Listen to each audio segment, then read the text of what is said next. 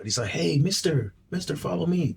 So he takes us to his field and he's telling us, pointing like, hey, your friends are here. And you're thinking like, man, they're about to ambush us. Or he took us to a shallow grave.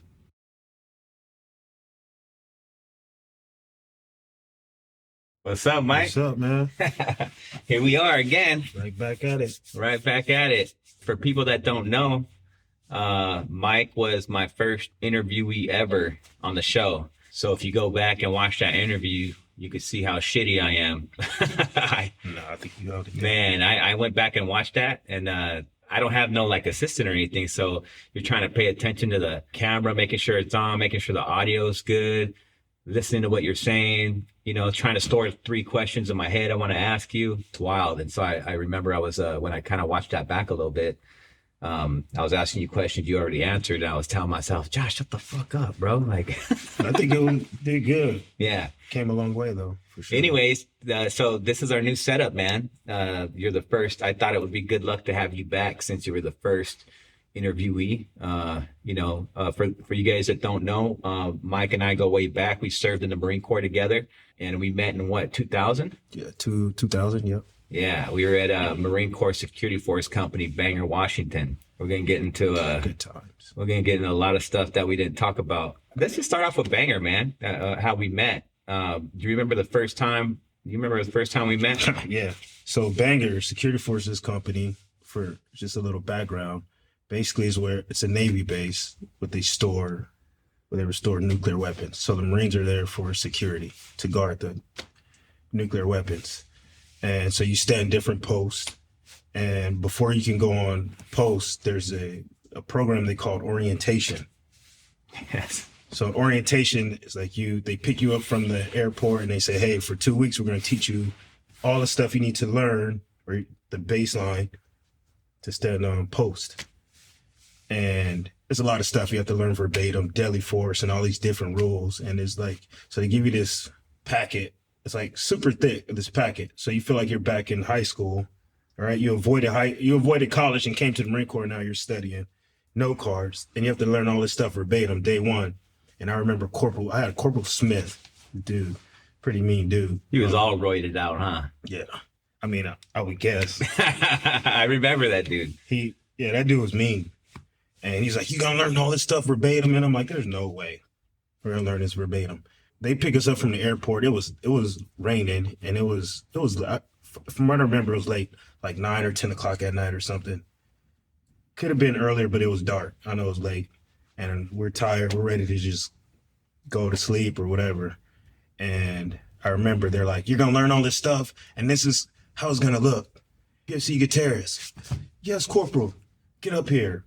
So this guy runs up, stands on top of a table at the position of attention, and Corporal Smith proceeds to go through these questions, this packet or whatever, and this dude's spitting everything out verbatim. And I'm like, there's no way. Like, there's no way. This dude, it was crazy. So that was my first time meeting Josh. I think shortly after that, you went to the platoon.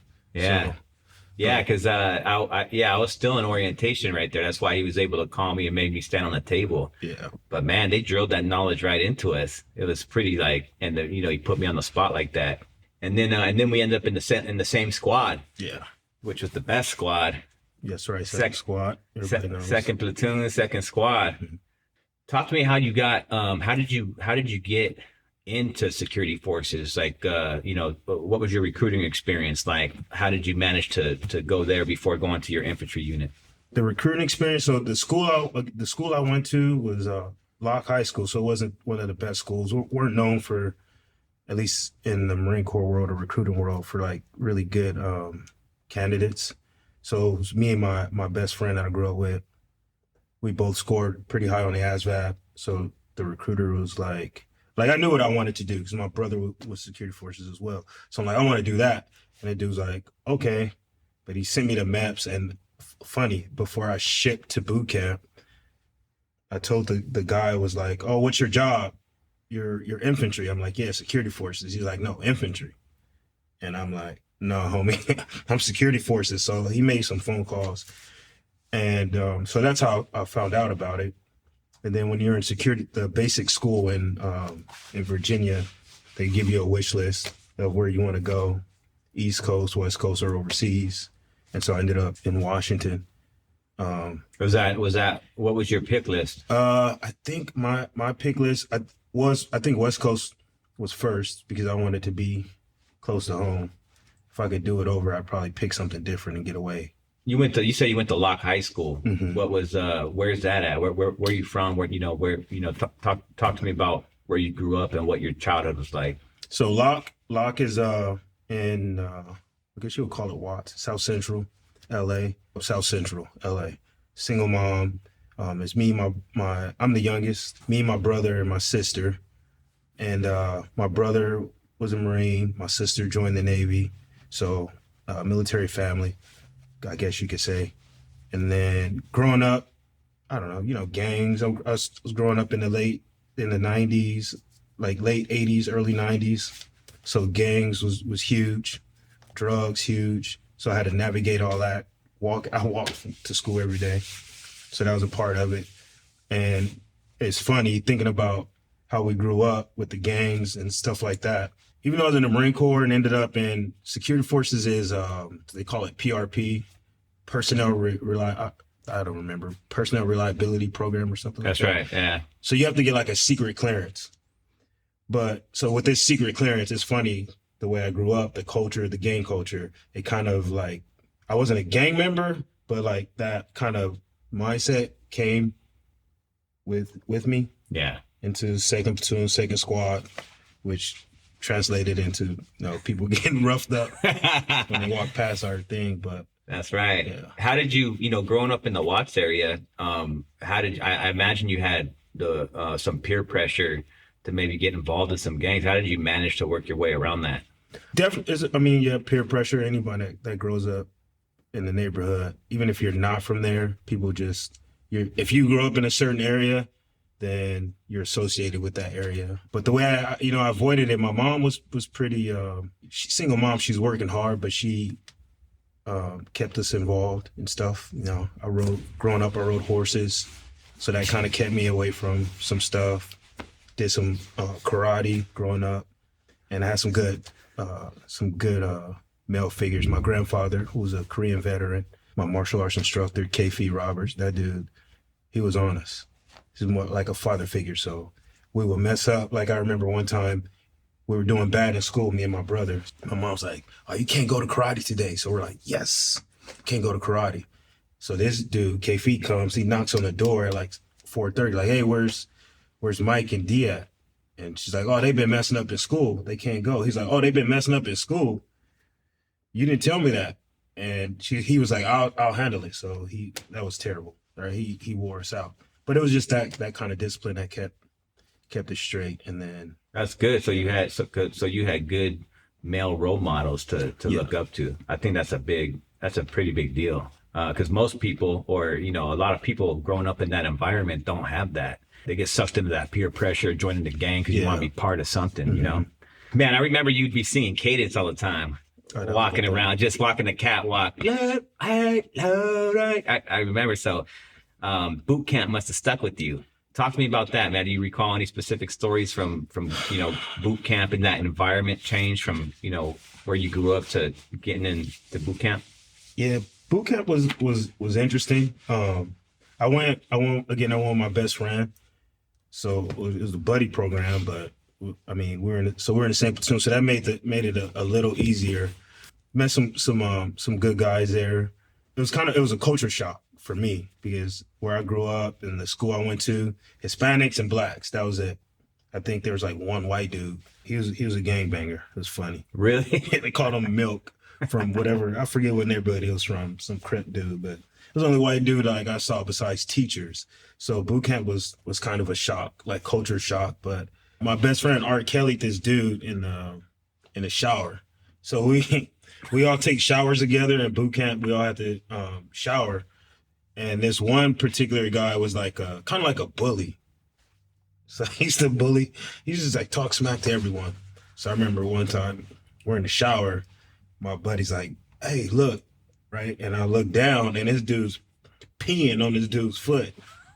And I'm like, I thought it was funny, but I mean, looking back now, that's pretty, because the warm water. So the dude had no idea that he was getting peed on. I'm not gonna say his name because, buddy has no idea he been peed on. But that was a pretty funny story. He man. never ended up knowing that he got pissed on. No, Yeah. that dude's walking around not even knowing he got R. Kelly. Man, it's crazy. Talk to me let's talk about security forces, man, and what that was like, because I felt like we had a lot of we had a great time together in our squad, man. We were tight, the camaraderie that we built, and also some people talk shit about security forces, man, and when you start off doing security forces before you head to the fleet, you get a little intimidated because you feel like you're not going to know a lot. But I remember when I showed up to the fleet, I realized, like, man, there's a lot of shitbirds around here, dude. Like we were squared away in security forces, dude. They had us squared away, doing a lot of training, CQB training and all that. But the fun stuff was the squad on squad attacks. Oh yeah. Yeah. Let's talk about that. Oh man. There's a lot of pride in the security in our company. So platoons, like it's always like, oh, my platoon's better than your platoon. And we knew, obviously we knew all the other guys from our squad, our platoon. Platoon's pretty big in security forces. So in comparison, if you're in a fleet, our platoon would be the size of what a company is. So your squad is the size of a platoon in the fleet. So it's a pretty big squad. But we all knew each other because we either went to security force school together or we were in orientation or whatever.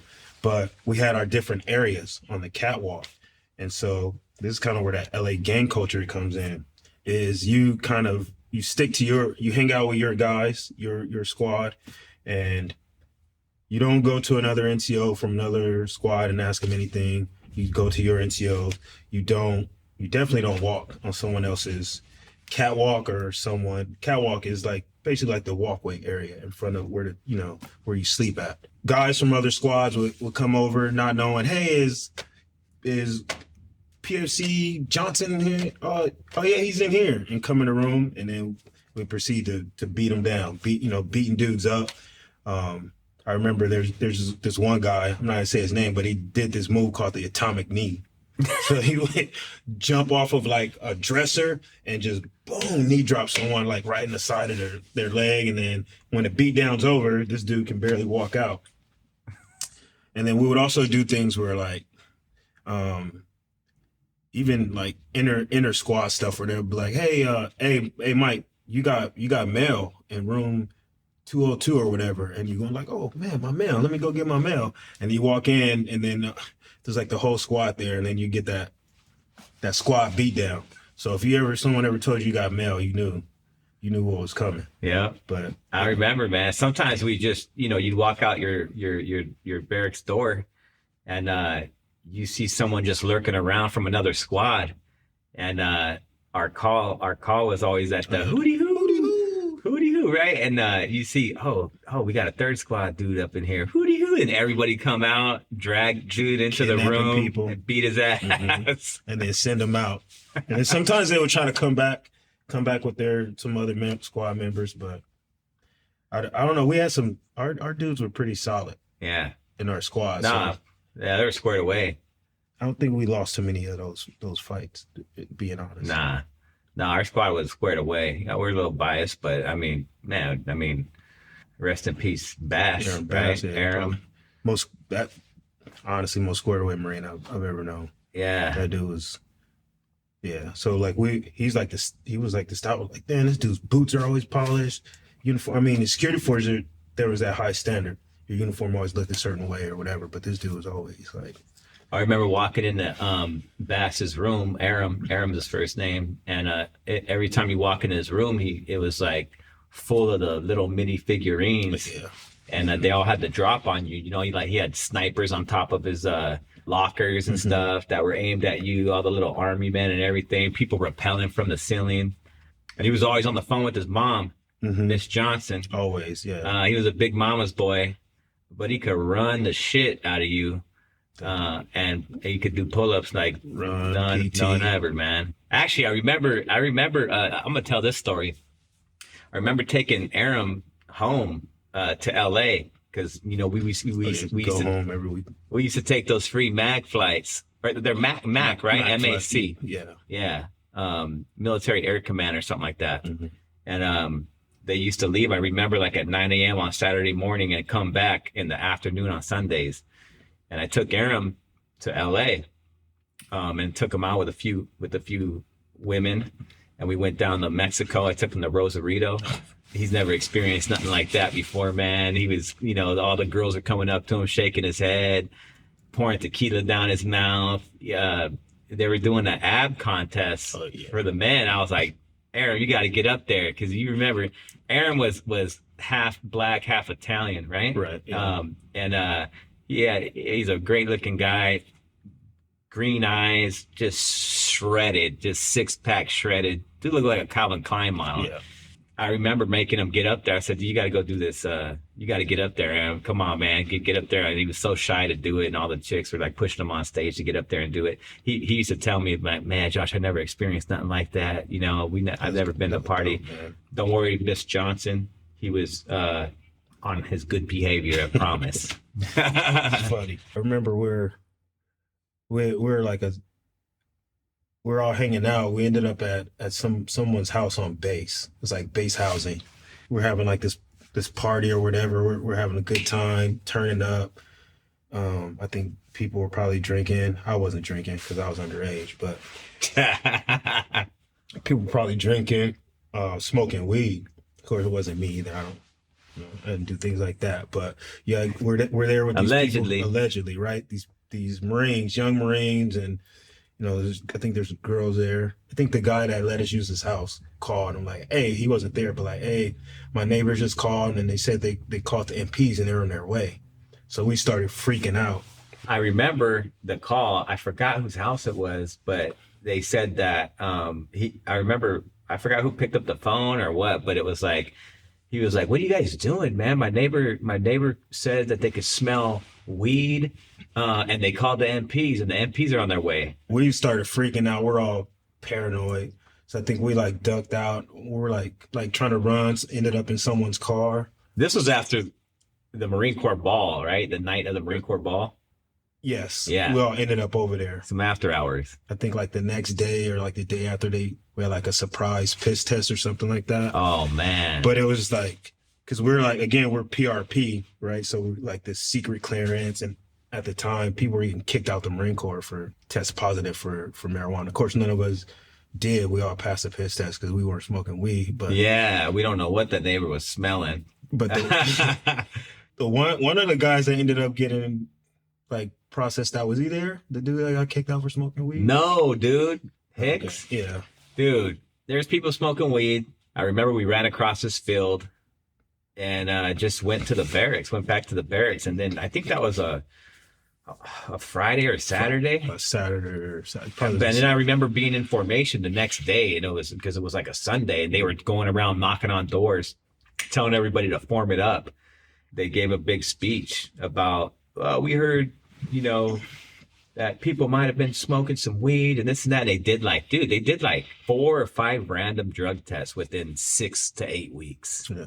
I remember that. And it wasn't hard for them to figure out, like, because we're the only Marines on the base, and the MPs go to a house. They know who lives on what in what house, so it's easy for them. Like, they probably called and was like, oh, it's these guys. And so of course the next day, the formations and poor Hicks, he wasn't even there, and he got popped up just because he was smoking weed on the regular, I doing guess. his own extracurricular activities without him. Man, but that was a wild time. It was all paranoid. Everyone's paranoid. Dude, I remember one of the piss tests was when we were in the wire. Raymond Duarte, man, saved me, dude. They were like, they started bringing piss cups into the wire. And for people that don't know, when you're at the wire, you can't leave. Like you gotta stay there. Mm-hmm. So they pretty much cornered us in, and they started bringing piss bottles for us to piss in. And I remember Duarte was 2-1 driver. He drove the van. Mm-hmm. That was his job for that week, is driving the van back and forth. And he was the one bringing piss cups. And Duarte, I didn't know for sure if I could trust him with this information yet, but I was desperate. And I was like, Duarte, he's like, what's up? I was like, I need a favor. He's like, what? I was like, I need you to piss in one of those bottles for me. I was like, do you smoke or do you do anything? He's like, no. I was like, don't fucking lie to me, dude. Like, he's like, no, I swear. I was like, all right. And he brings me a bottle full of his piss. And I remember I had that in my pants, in my camis. And I forgot who was standing behind me to, cause they literally went into the bathroom with us, like 2 feet behind us to watch the pecker checkers. Yeah, the pecker checkers, and were watching us piss. And I remember I had the bottle they gave me, and I took out the bottle that I had full of piss, and I was not moving my arms around. I was moving my wrists and stuff, and I poured it into the other bottle, you know what I mean, to seal it up, because I think it was marked with your information or something like that. So I couldn't just hand the bottle that was already filled with piss. Man, that was crazy, man. I think about some of the stuff that we did, and I was like, dude, I could have ruined my career right there, dude. Like, just young and dumb doing stupid shit, but whatever. We're Marines. Like the MAC flights. Yeah, like how big a chance we were taking. Yeah. Right? We would go and sit in the airport for a couple hours to fly home. We would fly home on like a Saturday morning and come back Sunday evening. Yeah. Just fly from Seattle to LA. These flights were free, right? You just show your ID. But we never thought about like, what if like 9/11, for example, when 9/11 happened, all the airports shut down. So imagine if we're in LA waiting and that happens. And remember these dudes missed the flight and had to drive from LA. I think Vinny was one of them. I forgot exactly who it was, but I remember, I think I was a squad leader at the time, and I had to cover up and say, oh, they're at sick call, or I'm having them do some other stuff, because they literally had to drive from LA to Washington to Bangor, dude. That's a mission. Yeah, was it like a 15, 17-hour drive or something like that? Nonstop, yeah. Yeah. And we're supposed to get like Liberty passes to go like that far away, certain distance to there, or when guys would go to Canada. But we used to fly every weekend. Every weekend. Every weekend. And I think the secret started getting out, because at one point it was like there's like a bunch of us from the LA area, even guys from other platoons. And then people we were bringing people back with us that wanted to go visit Cali and LA that never experienced, never been there before.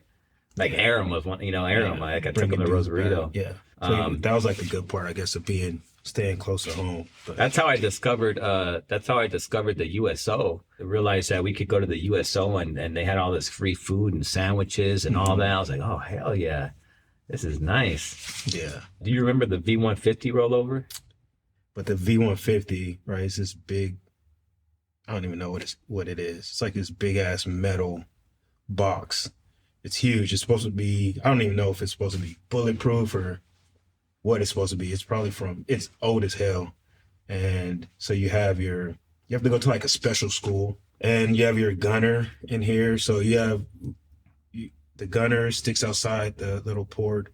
I guess what happened, I don't know if it was we would have these drills. They would simulate like an attack on the inside the wire where the nukes are. So you would have to like drive around and go to your spot or whatever, but you can drive these things too fast. Obviously you can't take a corner on it. And I believe that's what happened. The driver like hit a turn too hard, and then the thing rolled over, crushed the dude that was in the... I think it was Terry Page that was in the turret. In the And I think Merkel might have been the team leader, I think. 2 Marines died, Josh Merkel and Terry Page.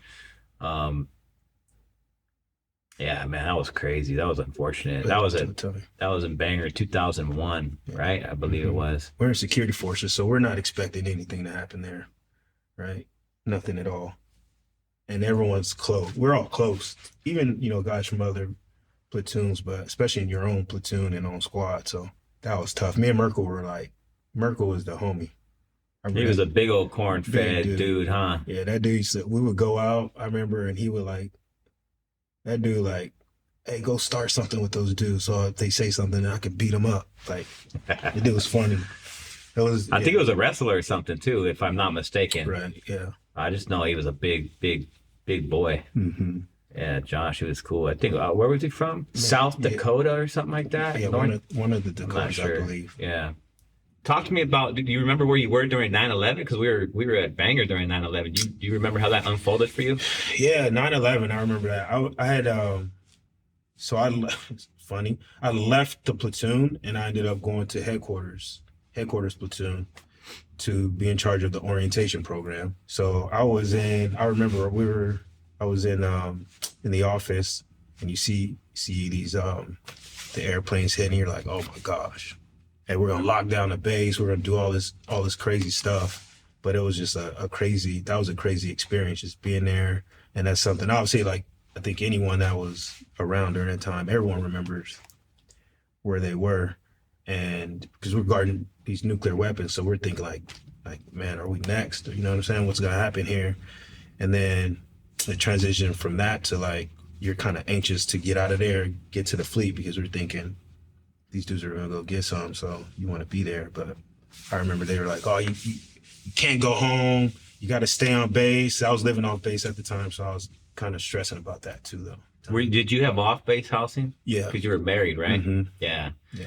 Yeah, I remember because going back to Aram, I remember I had just gotten back from leave. I took vacation for a week or two. I don't know how long, but I just got back, and our platoon was in the wire. And so I was like, I'm just going to skate for a little bit, and shut my curtains, laid on my rack. I remember it was probably like 8. It was early in the morning, I forgot. And then not long after I laid down, I hear this big old thump on the door, like the police is knocking, man, like boom, boom. I'm like, oh shit. I thought I was in trouble, man. Like I opened up the door, and it's Aram. And he's like, Gut, you hear about what happened? I'm like, what's going on? He's like, turn the TV on. And the first plane already hit the first tower. And me and him watched the second plane hit the second tower together live on TV. And what's interesting about that story, why I remember it all the time, because I remember the last conversation I had with Aram, us watching the towers go down together. That incident is what ultimately led to, Aram losing his life in Iraq, going to war. And I remember having a conversation. I think he transferred over to the Army. I forgot what unit, airborne, 101st Airborne or one of them, Yeah, right? I can't remember exactly. He went to go be a paratrooper.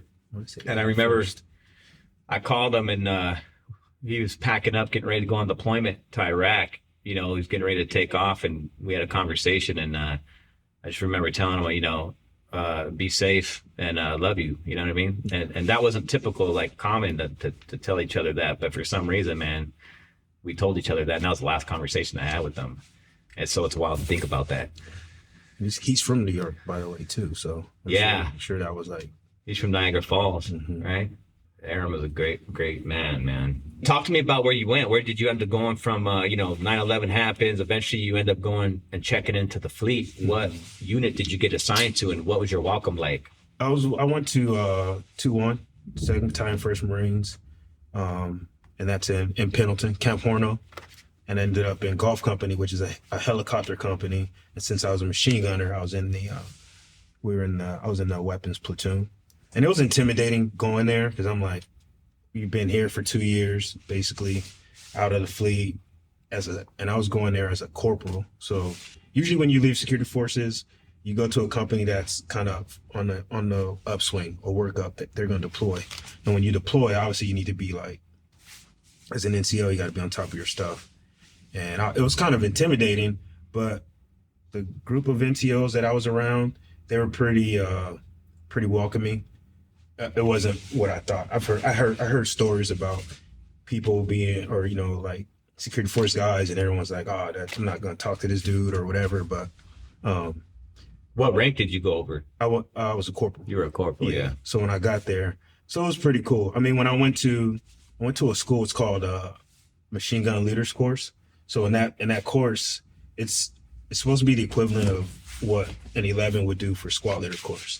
But you're there with different guys from different units. We ended up there with some guys, I forget exactly, somewhere from San Mateo. If I would have went to that unit, that's the kind of the welcome I would expect it, because they were like, "Oh, you're security forces," and I think they had just came from Afghanistan. I don't know what they did over there, but they were like combat experienced.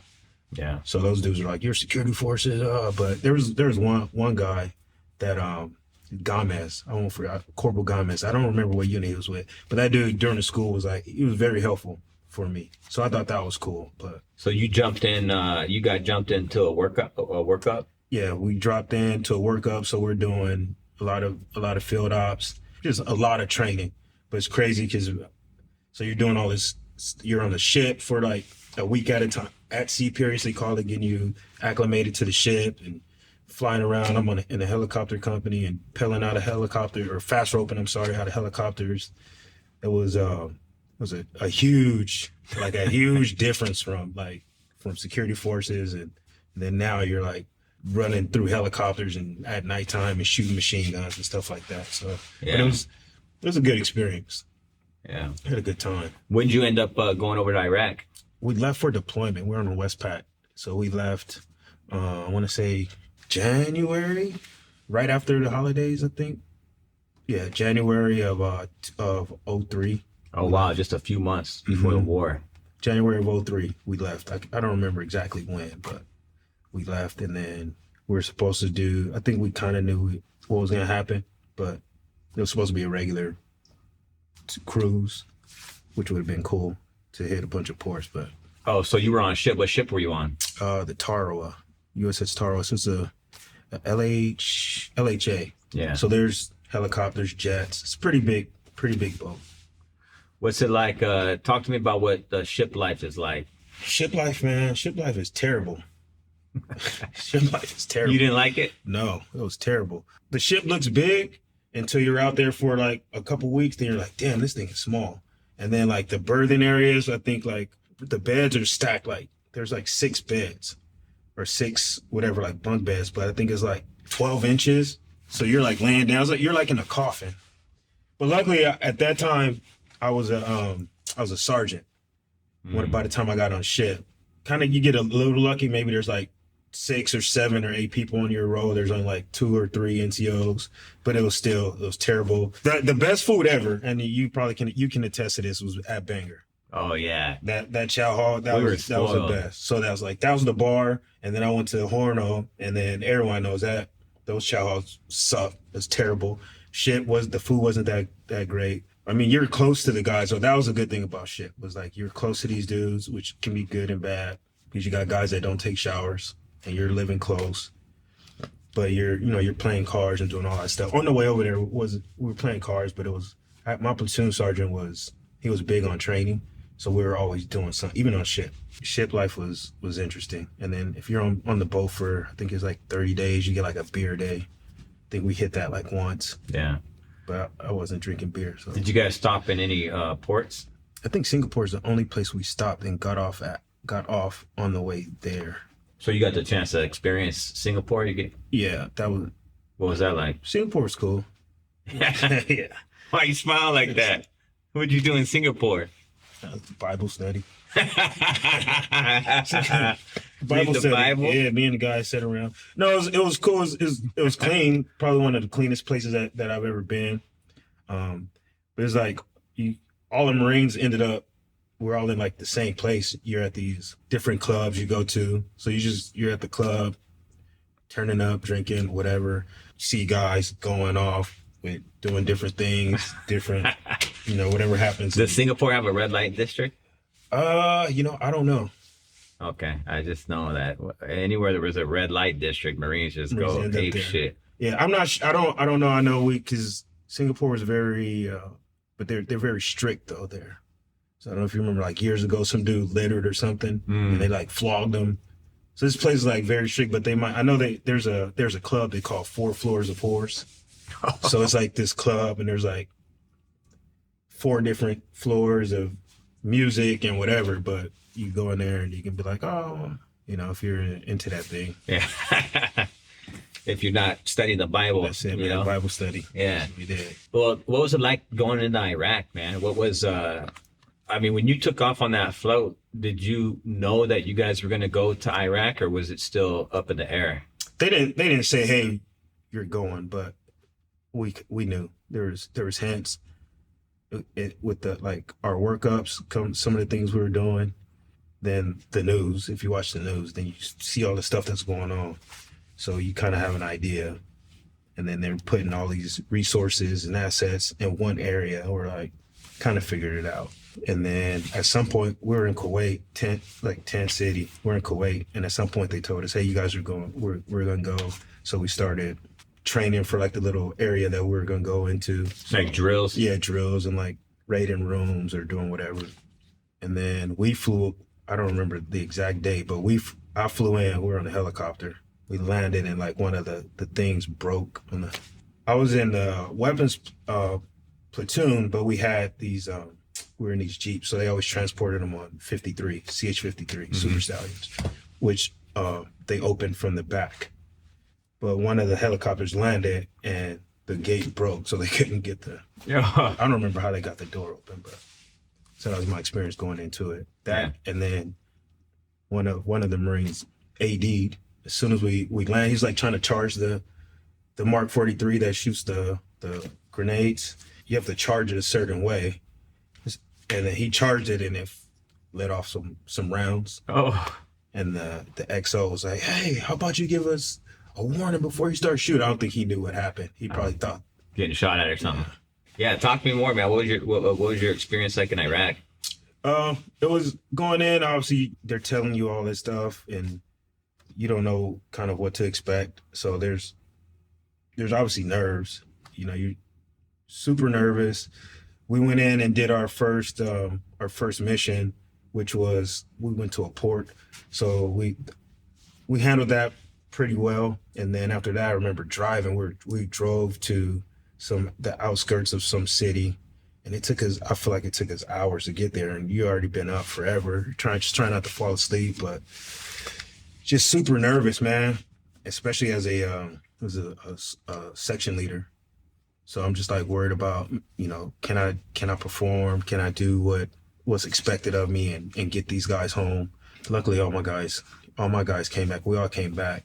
At some point, we ended up in Al-Naziriyah. This was after all the stuff went down with the army and when they got lost. And yeah, so I don't know if I don't know how much detail you know about that, but I've had a couple guys come on and share the story. A couple guys that were actually part of that convoy. I forgot what unit, like the 503 something Army unit. I'm not sure. The same one, like I think Jessica Lynch was part of and all that.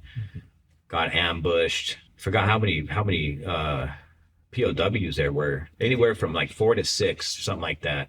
Jessica Lynch. There was another female, and then like 4 other soldiers, something like that. Right. I don't know. I'd have to look it up. I hear so many stories, man. I get it. I get stuff mixed up. But yeah, talk to me about that. What was your experience like with that? Jessica Lynch's name became like really big when the special forces guys went in to get her from that hospital. But my platoon, my company, we were in the city when they did that operation. We were a part of it. We didn't know we were a part of it, but they told us like, "Hey, you're gonna go. We need you guys to go here and do some blocking force or something like that." We didn't know what was going on, but I think that at that time they ended up going in there and taking her out. So we ended up in Naziriyah, and it was before we went. It was like really bad. The Iraqi forces, whoever it is, Fedayeen, I don't know who was there fighting and all that stuff. By the time we got there, they kind of cleaned it out. But our job, and I'm guessing mainly because we were on the deployment, right? I don't know if they want us away too far from the ship or we ended up leaving. Our job was to stay there and patrol the city, basically, or Naziriyah. So we would go out on these patrols, patrol through the city. When you're in the city, obviously you start meeting people, making friends. We're driving through the city, some little kid, I forget his name. He was a little homie that I used to hook him up with my MREs. But he's like, "Hey, mister, follow me." So he takes us to his field and he's telling us, you know, pointing like, "Hey, your friends are here," or whatever, your friends. And I'm like, "What the fuck is this kid talking about?" And you're thinking like, man, they're about to ambush us or blow us up or whatever. But for whatever reason, he took us to a shallow grave. Once we forwarded that up to higher, then they had this big excavation site. I don't remember how many. How'd you discover it was a shallow grave? We started digging, and you could dead bodies has a certain smell, which I mean you don't forget. But then we pulled out a mop suit top, basically, and it was American. We're like, that's not good, right? So we just kind of stopped doing what we were doing, and then I'm like, we called higher or whatever. I forget the exact details of how all this stuff got coordinated, but next thing you know, when we're patrolling through the city, you see this site, and there's all these machines or whatever they're doing. They're digging, and to get. And turns out, like I remember when I got back, did some research. So I was kind of curious about like the people that turns out they were soldiers, and I think they were related to that whole Jessica Lynch thing. So, but that story just kind of that memory from there just kind of sticks out, because like you're not expecting to find that. I was expecting something else actually when this little kid led us there. So the kid brought you over there and just pointed at an area, and then you just started digging, or were you able to see anything from him pointing the area out first? I do not remember exactly. There had to be something. I don't remember exactly. There had to be something because, and I will say this. This was before the IED thing started in Iraq. So you're talking 2003, and IED wasn't really a thing. Yeah. So there had to be something there, but it was in the area of where like the hospital was, where again they got Jessica from, and there's like a big ass field around there. It's like empty, and he's like, your friend. Somehow he's able to communicate that that your friends were buried or something like that. So, and that's what made you guys start digging. Mm-hmm. Wow, it's interesting. That's very interesting, man. There's not a lot of people who are gonna have that experience, digging up your own soldiers. You know what I mean? Yeah. Did you guys get into anything after that? Initially, when we landed, we're convoying to like another spot. There's a firefight, and then there's like another when we're in town, like some short stuff that happened, but that was pretty much it.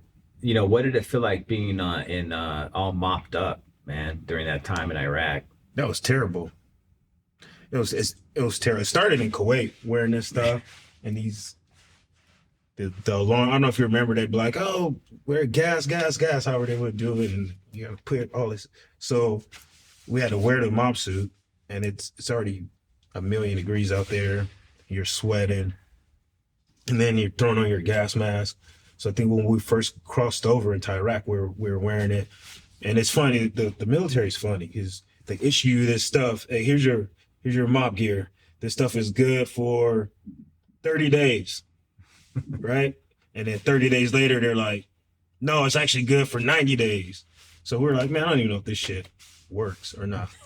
But I do remember a couple times they said like, oh, Saddam just shot a missile, or we don't know what it was. So we had to mop up, but it was terrible. But I think at some point when we were in Iraq, they were like, all right, you don't have to wear it anymore.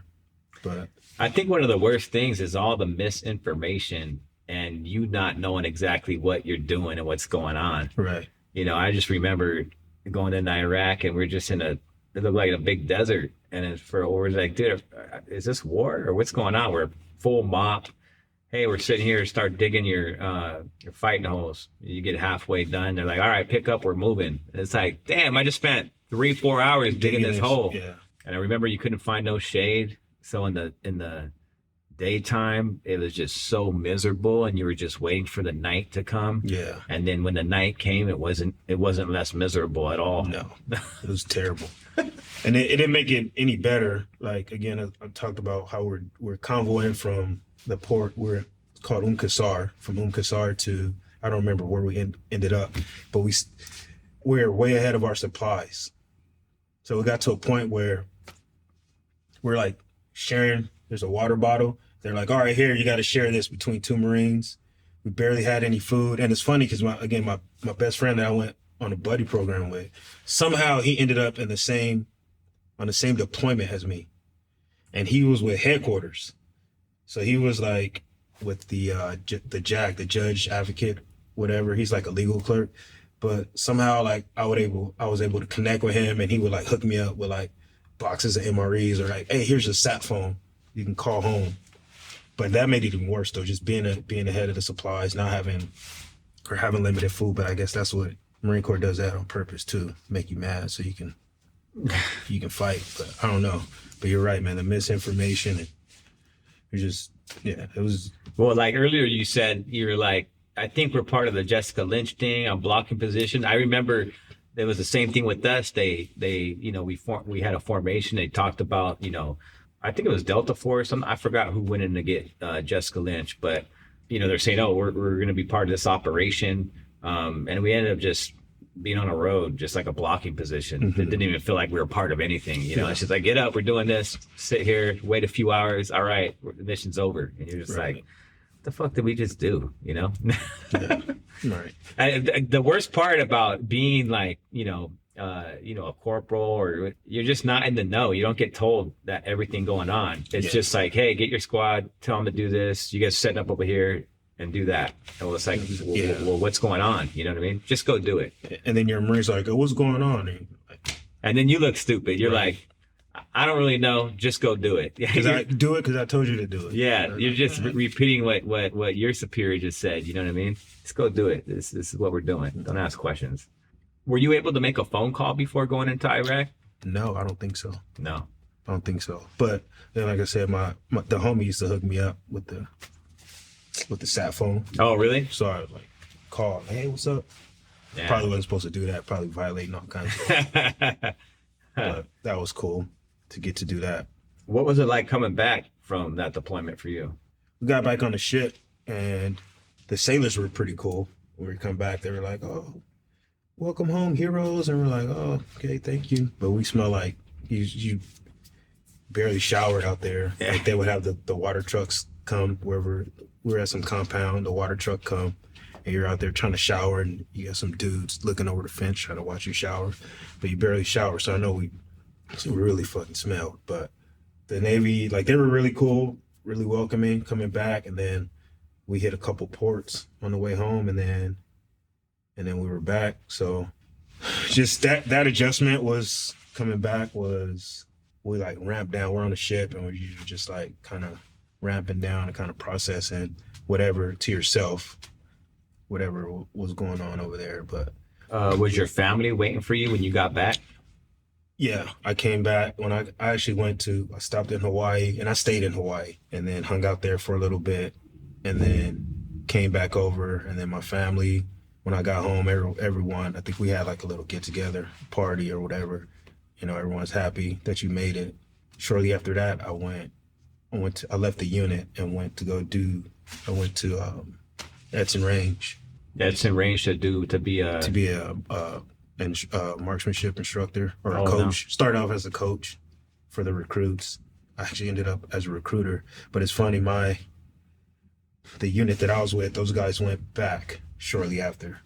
So I left, and then they went back. They ended up in Fallujah. It was way worse than what we experienced. Did they go to the first Fallujah or the second one?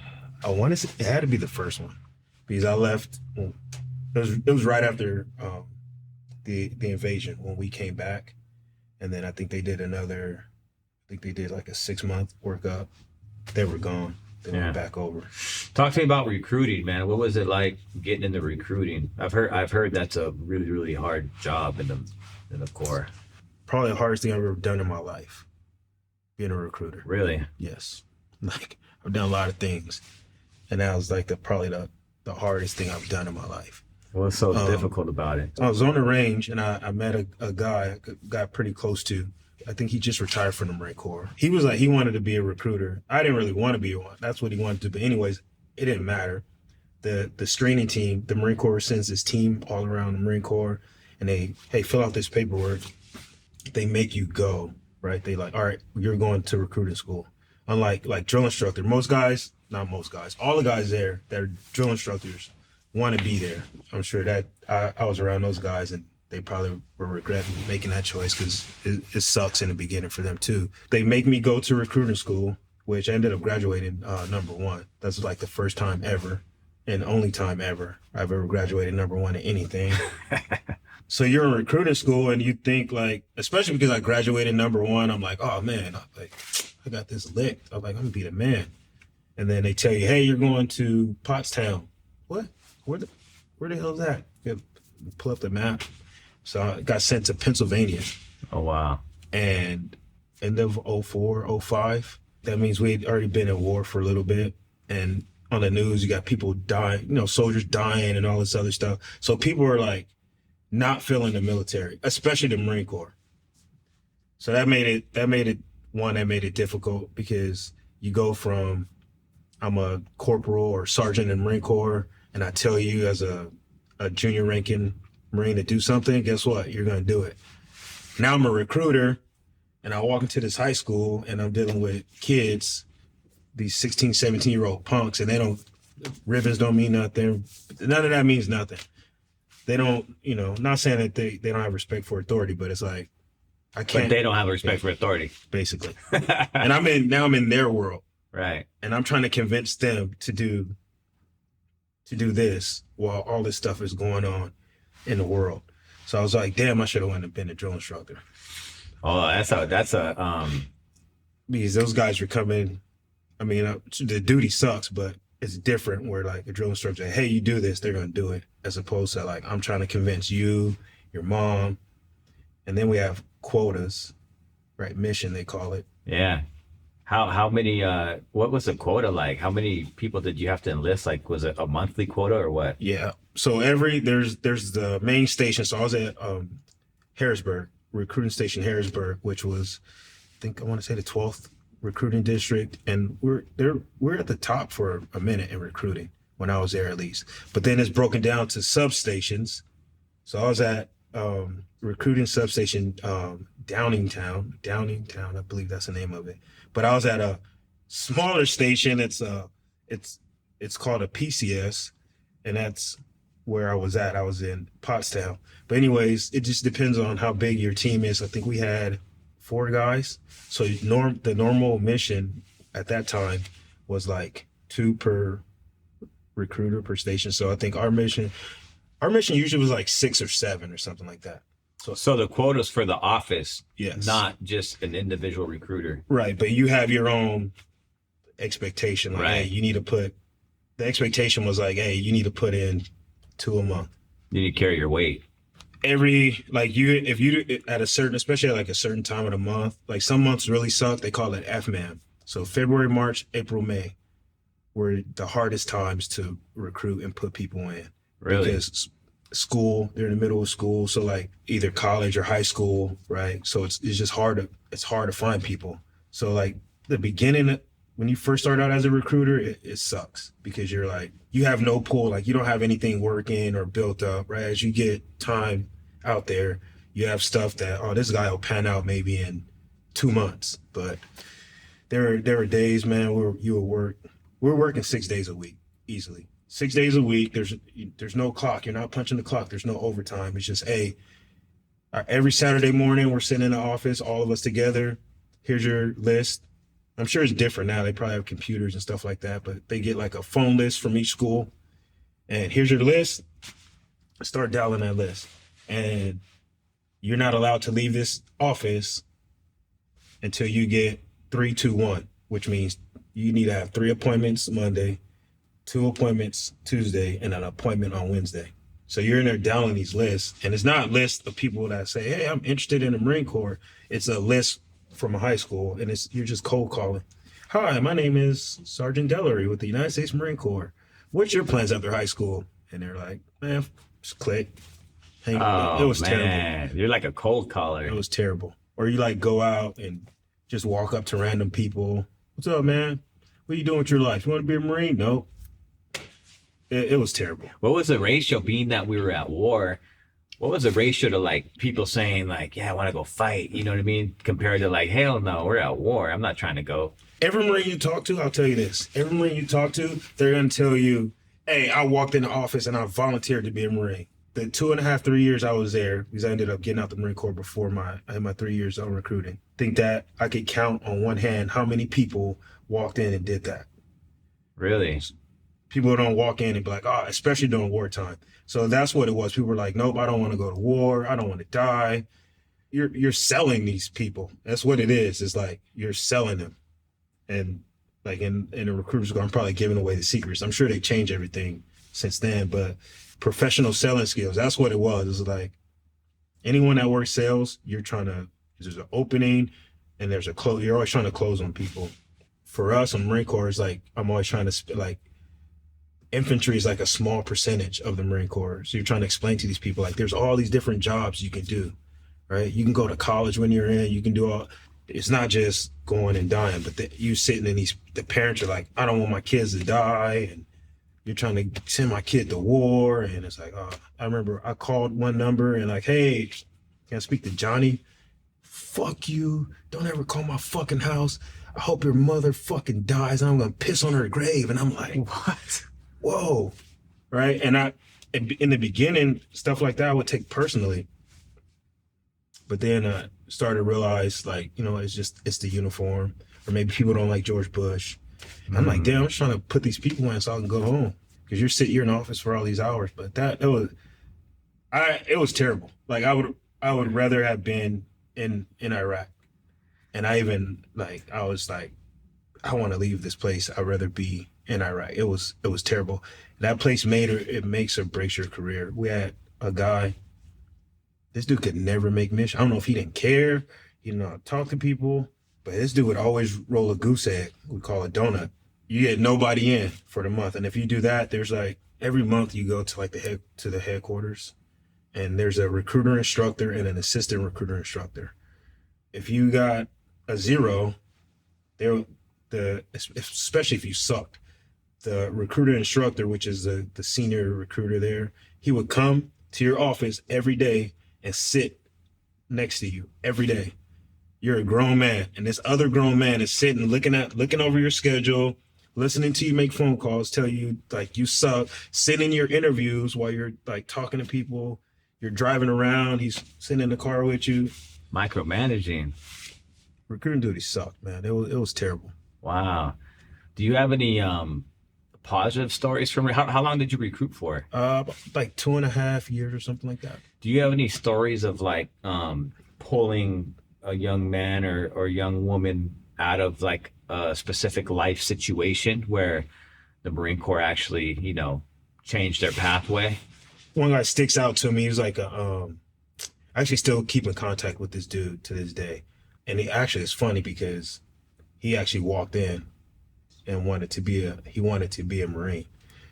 And he came in and he wanted to be a Marine. And when you're recruiting, dude, you got to get creative to get these people across the line. And this dude's smart. He scored high on the ASVAB. But I think he had recently like smoked some weed. He's like, I'm ready to go right now. I'm like, when people are like that, you're like, all right, let me get this dude out of here. Because I think he graduated high school, went to school, didn't like that, and came in. I think he brought like 3 of his friends in too. All those dudes joined too. But oh wow, I had this little concoction I put together for people that smoked, and it would like kind of cover some stuff up so they can pass the test, and got him out of there. And that dude ended up becoming military police, and he got a working dog. So he had a canine out there. So he's deploying in Iraq and doing stuff with the dog and saved some lives. And we've had since then some great conversations about how kind of that changed his life. And it's funny, you had McDade on your show. Yeah. Aubrey was the kid that I'm talking about was his drill instructor. Oh, really? So it's funny because this dude, before he went to boot camp, he was talk shit to me. Like, oh, I'm going to kill it, and I'm going to do this, and I'm going to do that. And in Pennsylvania, there's these things called tasty cakes. I'm like, you keep talking shit, I'm going to send you some tasty cakes. No, you won't. Send it. I don't care. Send that dude some tasty cakes. And Aubrey smoked them. And then I ended up going down there while he was in boot camp and actually that's when I met Aubrey. I'm sure you probably don't remember. So I was very involved in this. Normally, as a recruiter, you don't get to go see your kids when they're in boot camp. But if this dude ended up, when he came back from Iraq and I was living in the LA area, he ended up working for the White House or doing something.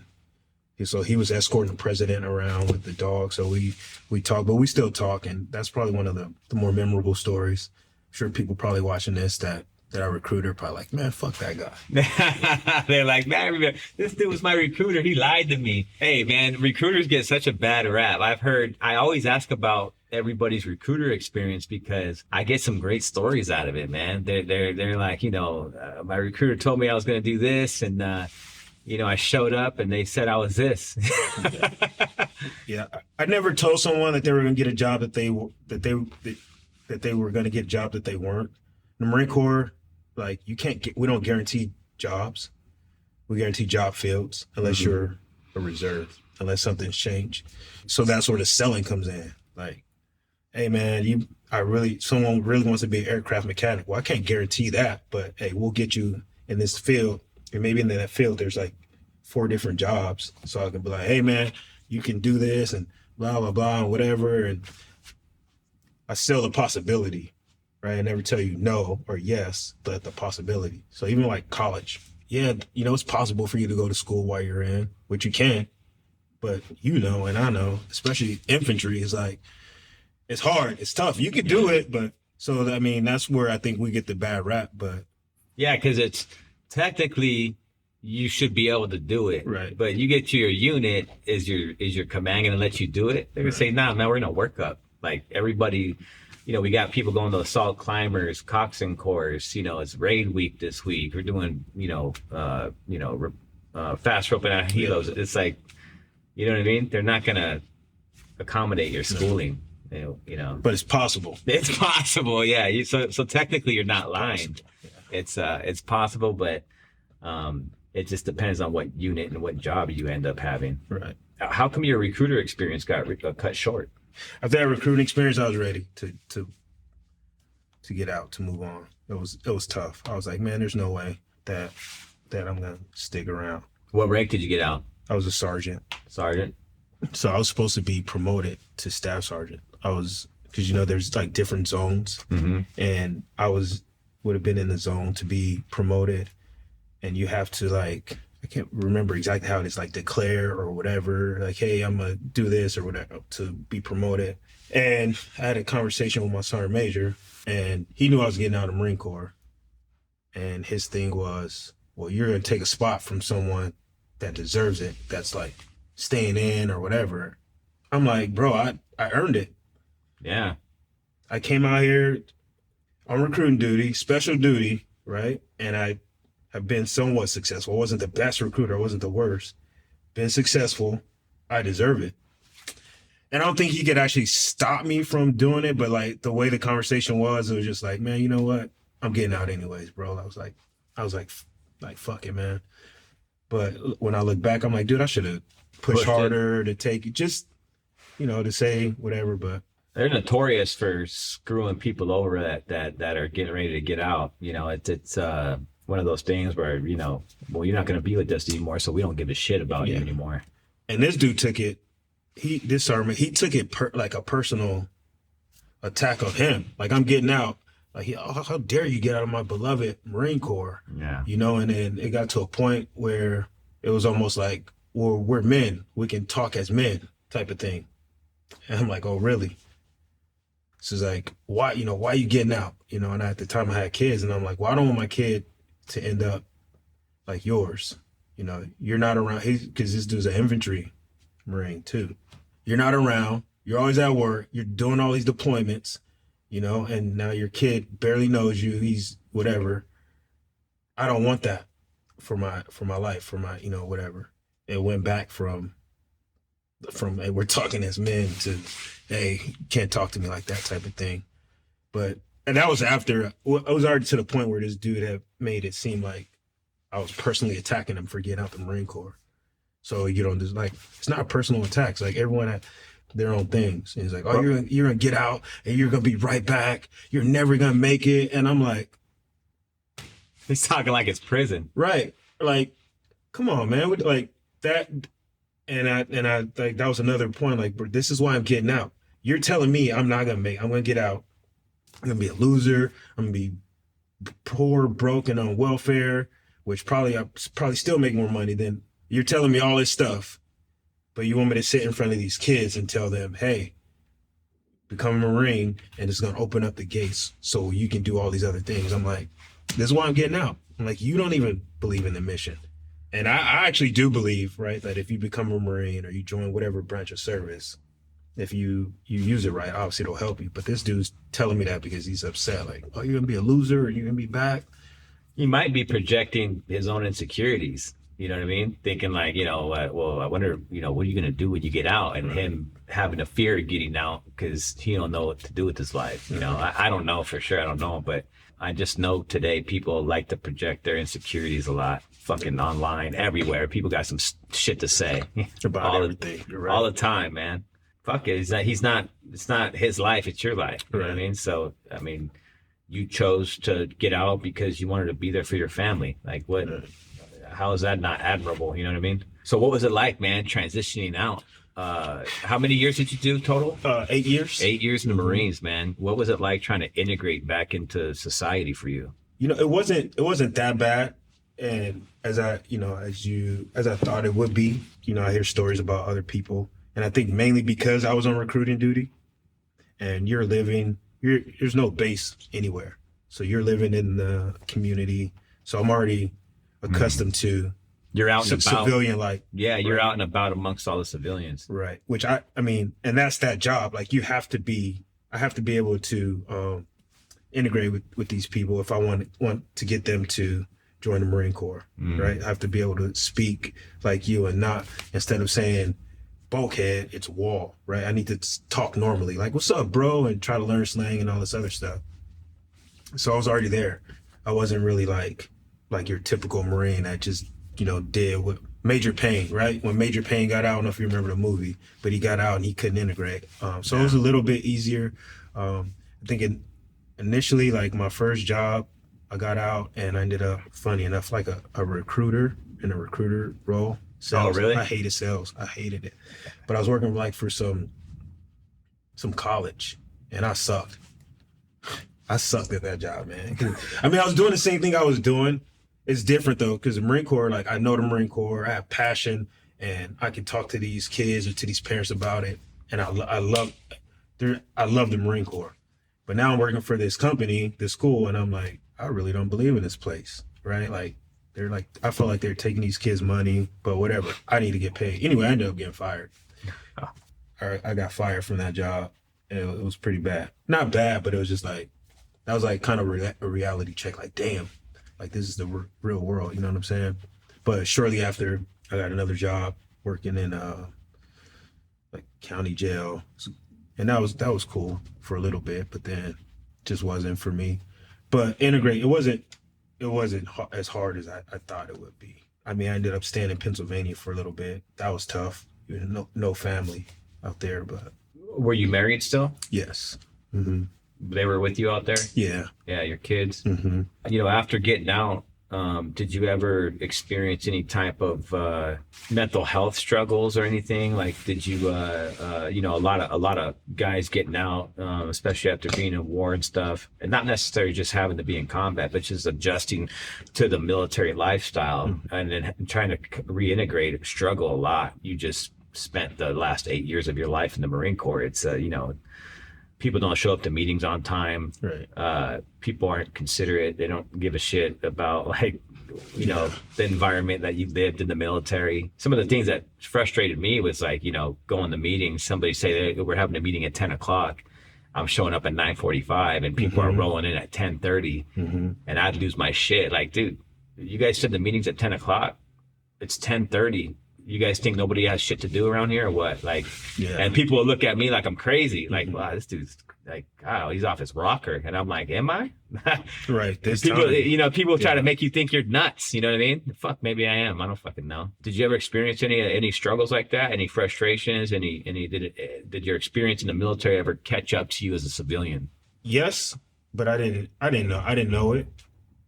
Like I mostly stuck with, besides me getting fired from that job, I mostly stuck with jobs that were like paramilitary. So there's that. I didn't have to deal with like if there's a meeting at this time or if you got to be there at this time. All the stressors of being in the military, being in the Marine Corps.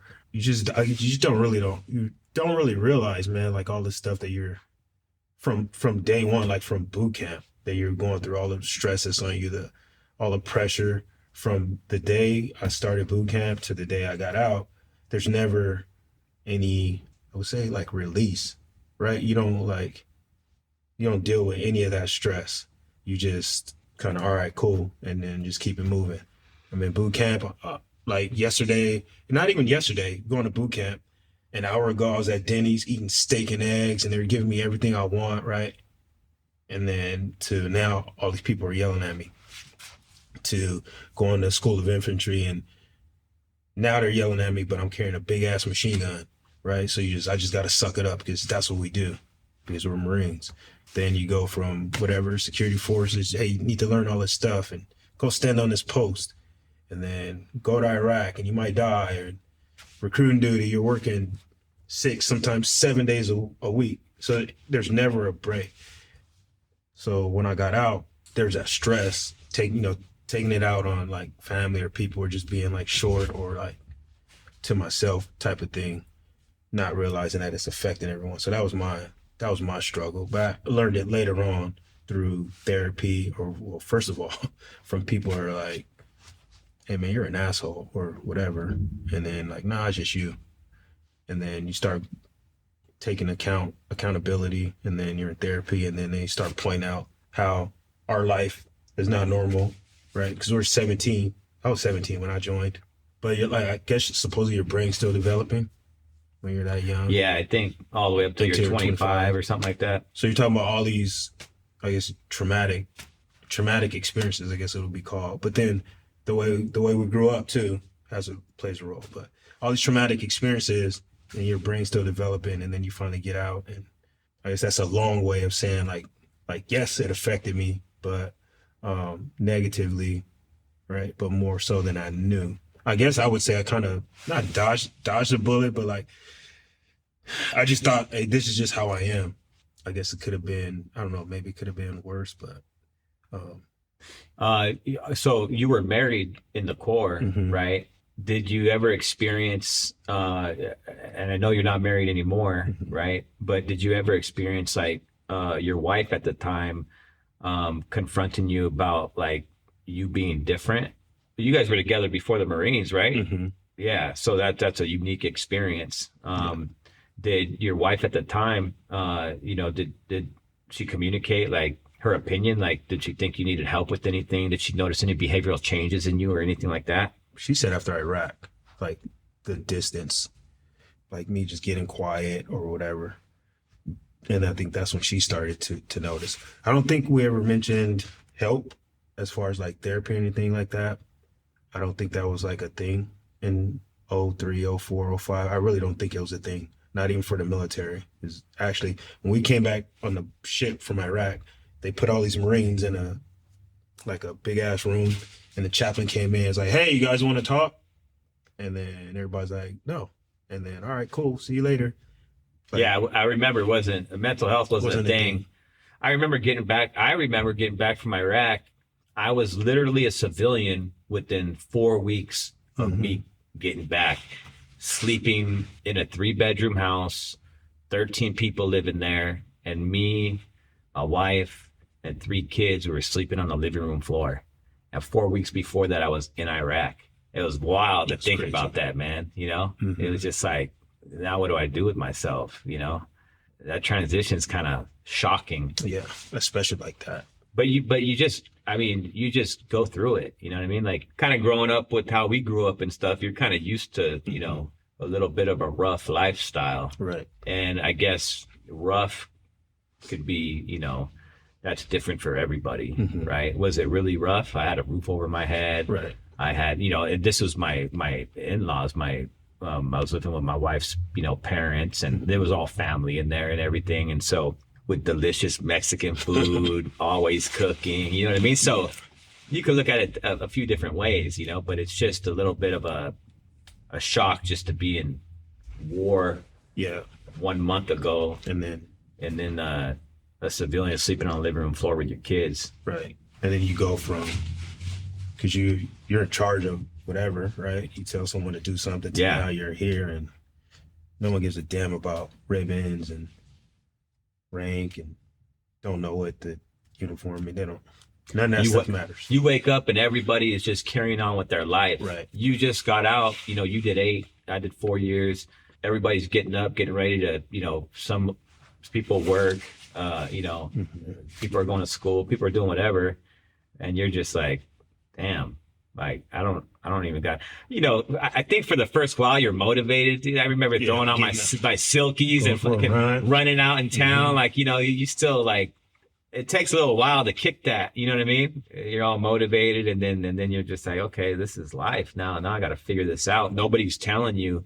In the Marines, in the military, everything's just structured. Right. It's like, what are you going to do? I'm going to go to recruiters. Okay, I'm going to recruiter school. You're going to get stationed here. This is what you need to do. Or DI school, whatever it may be. But out there, it's like, what you gonna do? You gotta figure it out. Yeah, type of thing. It's up to you. Nobody there to. Now, eventually, you get into law enforcement, right? I'm curious what getting into law enforcement, man. Did that help kind of with the transition, going into a paramilitary type of organization? I realized for me, and for everyone it's different. People get out of the Marine Corps and maybe like law enforcement or whatever is not for them. So I worked at the county jail. I did that thing for a little bit in Pennsylvania, and then worked for one of my good friends, Vince, for his company, and then I remember that. Got into law enforcement. Yeah, I guess being paramilitary, it helped, but just I guess being in a uniform for me, the responsibility of that, the type of person that I want to serve. And that's a way it was a way for me to do it or continue to kind of serve. And what's the like comparison to being a police officer, compared to being in the military, in the actual military environment? Just to add some context to this, I used to tell people, like, because I was in law enforcement for nearly 15 years, I felt like it was way more dangerous. You're a lot more hyper tense because, you're walking around in this uniform, depending on what type of unit you're in, but, everybody does patrol if you become a police officer, and you're marked, you're driving this black and white vehicle. You got this uniform that stands out to everybody. You got this uniform on.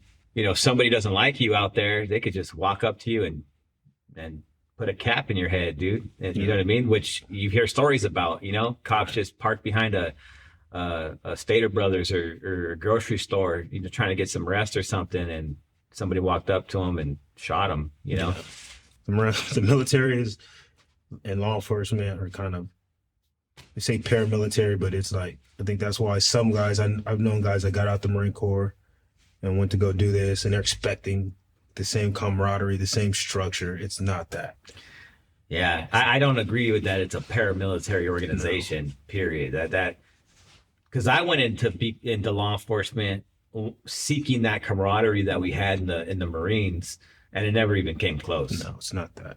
It's not that. But I will say, because I guess I have the unique perspective of having been in both uniforms in public as a recruiter, you want to be as visible as possible. So I would go out in my dress blues and I want people to see me, and I'm always out there.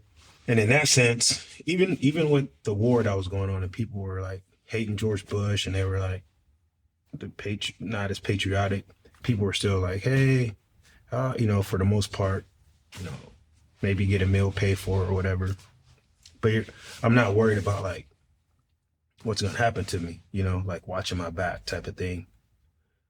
As opposed to fast forward to like the law enforcement thing, like you said, you're in uniform. Some people are not so nice, waving at you with one finger. You know what I'm saying? As opposed to whole hand. You're definitely, just across the country, things that happen to law enforcement guys, just sitting down to have a coffee, and then someone comes and they want to shoot the place up or whatever. So you're always like you're like up here, like you said, looking around. So it just depends on what, and also depends on what community you end up in too. But anything can happen anywhere, right? So, but it just, I guess, depends on what community that you're working in. You're in the military, and you're in war. It doesn't even necessarily need to be war. You're training anywhere you are. You're around your unit all the time, right? Day in and day out. Where when you're a cop, you might have a 12.5-hour shift, and within that 12 and a half hours, you might have seen a dead body. Right. You might have seen, you might have investigated a rape case. You go from call to call. You're handling domestic violence. Yeah. People beat up. You might have responded to a traffic accident. You see someone, someone's mutilated body, and have to go back to your family.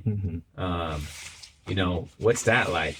It's interesting. You start to you start to normalize things, right? Like, it's like, okay, this is just like a normal day. You're going from, like you said, a domestic violence, and then, so I'm not connected to, you're not connected, but you don't think that, because I've been doing this for 16 years, right? There's guys that have been doing it way longer, but initially you're like, oh, it doesn't affect you. But as you go on in this job, you sometimes become try not to be jaded a little bit with people, because we deal with people on their worst day.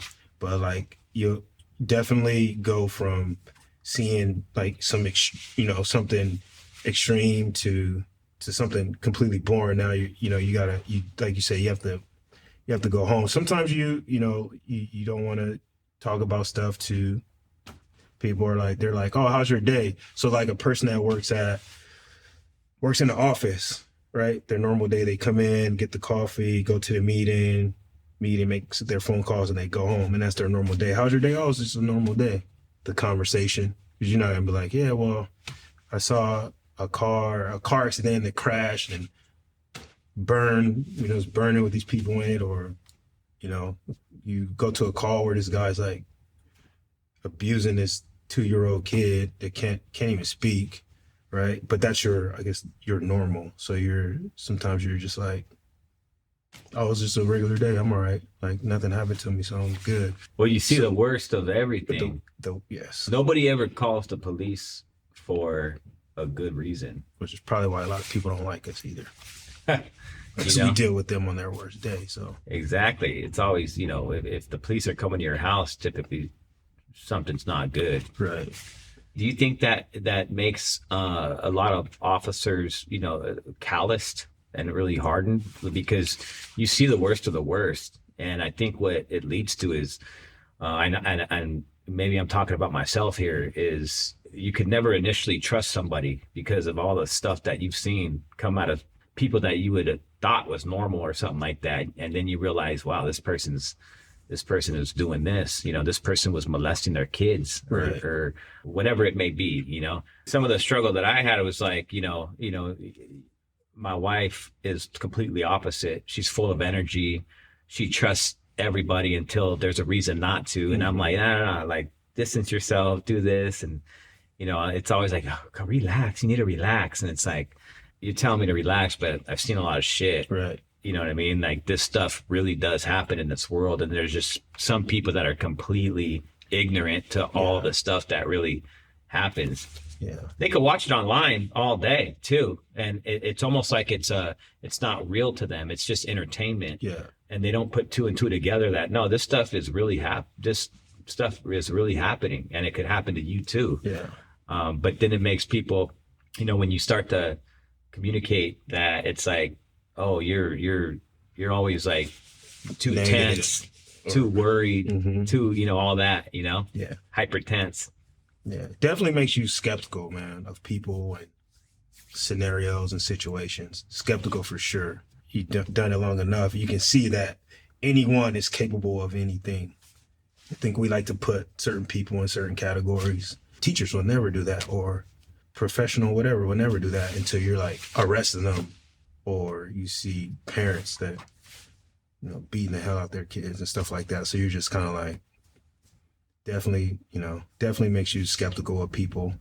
And also, a lot of the times your hands being tied up, people take it out on you because you can't do something about specific situations. Right.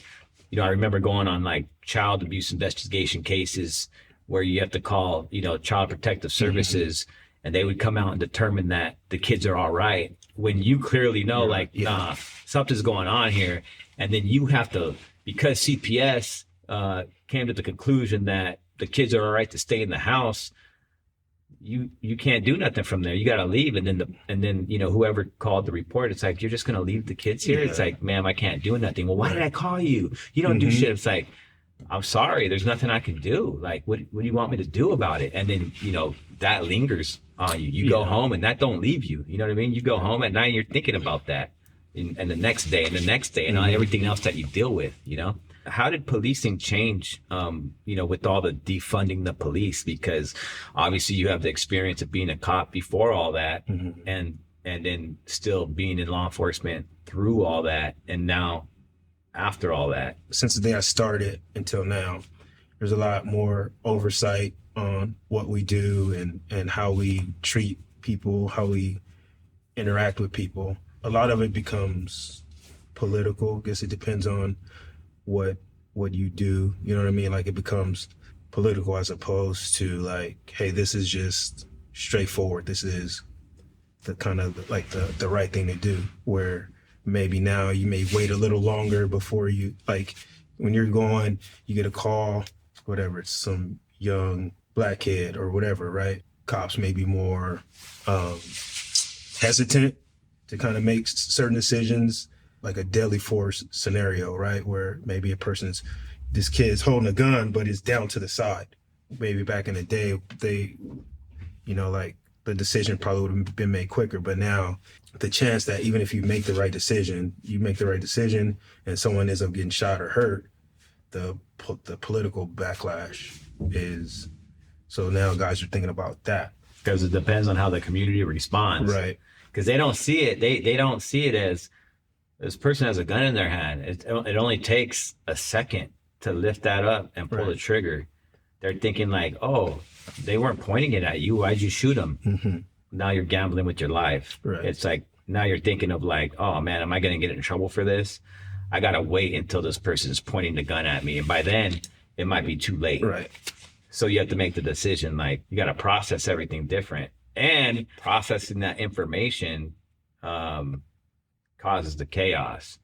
You see a lot of content and stuff now online where it's like, dude, why didn't that cop handle business right there? And it's, why, because everybody's going to start crying about it. And, everybody that wasn't in that situation and not there is going to watch this and have some shit to say about it. Right. You know what I mean? They can see you can see everything when you're watching it after. Yeah. It's a lot easier, those split second decisions. Right. And I think that's like probably the biggest thing that has changed since I started. It's like more of that hesitation. We're more focused on de-escalating it as opposed to even if, and then there's nothing wrong with that, but even when the situation is just like, you should like make a decisive, pull out your gun or do something. It's more like, oh, I don't know if I should do that because how it's going to look. Now everybody's got cameras on. Cameras on. You guys are wearing cameras, and then everybody's filming all the time, huh? Right. Mm-hmm. When I started, there were no cameras. I never had I got out just before having to wear cameras, but I was working in, I was doing undercover when I retired out on the DA task force, doing wiretap investigations, working undercover and stuff. So luckily we never had to wear cameras, but, and I think at the time they were voluntary. They weren't mandatory yet for us. They were mandatory for some departments, but not for us yet. When I first started, because I was raised by old school cops, and cameras like, no, man, but honestly, I think it's worked opposite for the people that were like pushing for, we want accountability and blah, blah, blah from these cops. They need to wear cameras. And I think it's worked opposite, because now you see how people really act with the police and the things that they're doing.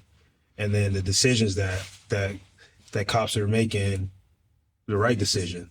And I think it's worked opposite. So you think the cameras worked out in the benefit of the officers? Yes, I think so. I mean, that's my opinion. We're human. Sometimes dudes start popping off or saying whatever. And so you got to remember, hey, you're on camera. But even if we weren't wearing them, like you said, they're everywhere now. But people now can see, right? Like, they have all these shows where they put the body camera on there and they can. Do you have any examples of something that you've dealt with lately where, someone might have been trying to antagonize you on film or something like that? I was dealing with this lady. She wasn't really all there. We're in her house and she's like complaining. She's like kind of little crazy, but she's complaining about like people were like looking at her through the fire alarm, and the fire department kept coming out there talking to this lady. And at some point I'm like, hey, that this is not happening, right? She doesn't meet the criteria where we have to take her for a psych eval. She's like understanding what we're saying. I'm turning like, look, lady, we're not taking this apart. We're not doing that. Like, you need to, like, she wasn't paying her rent or whatever and causing all this commotion. I was matter of fact with her. She got pissed. And she told me, she's like, your negative energy is like killing my plants. Right? And I'm like, okay, whatever. And she called my supervisor. I was like, I want to make a complaint against this guy. He's talking to me all crazy, and his negative energy is killing my plants and blah, blah, blah. This lady was crazy.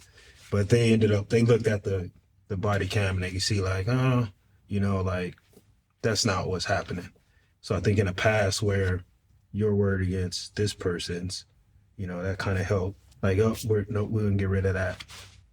Now, we've been around a lot of death. It's interesting, with, early on in our career with, that V-150 rollover, mm-hmm.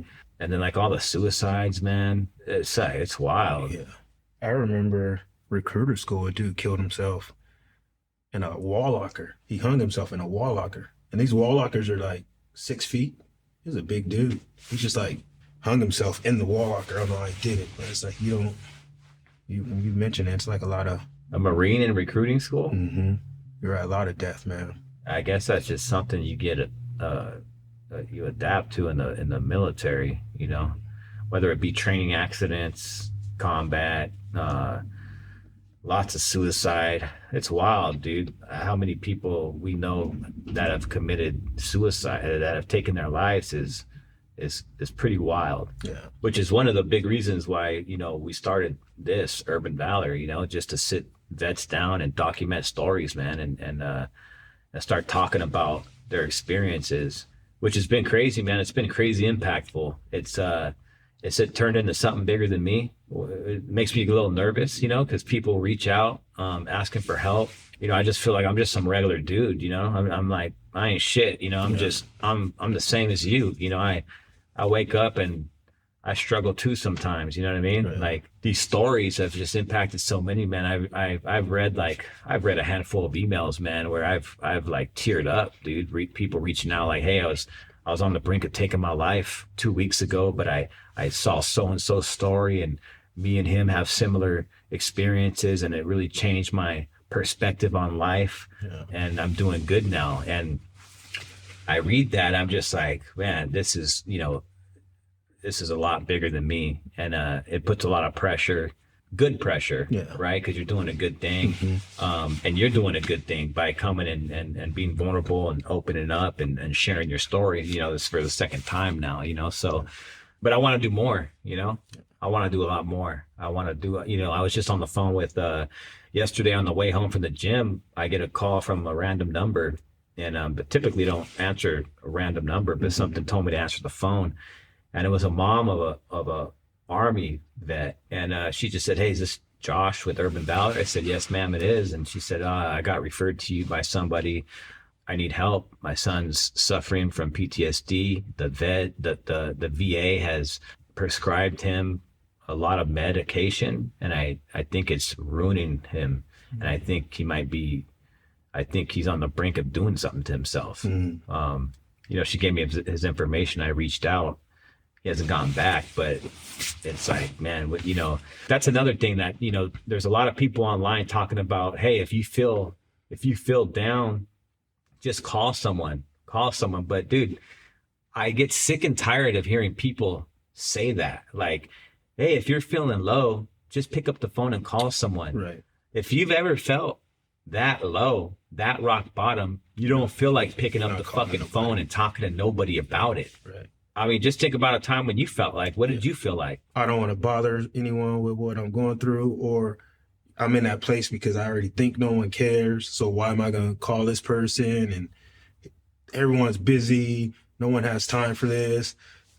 I'm going to Marine, I'm tough, or I'm from here, so I just got to figure it out. I just got to power through it, or whatever. But and maybe there have been people that call people, or you end up in a situation, and I've seen it in what I do now. You know, you run into people and they're close to doing things, but it's not necessarily them reaching out, but It's usually the people around them that watch them and know them, or like, I know Josh, you know what, man, that dude hasn't been in the group chat or whatever. Let me call this dude up. Hey, bro, what's up? Exactly. Yeah. It's easy for us to tell if we're going through something now because we're in a group chat. Mm-hmm. We're in a big group chat with, you know, I don't know, anywhere from, you know, 15 to 20 Marines sometimes at one, you know.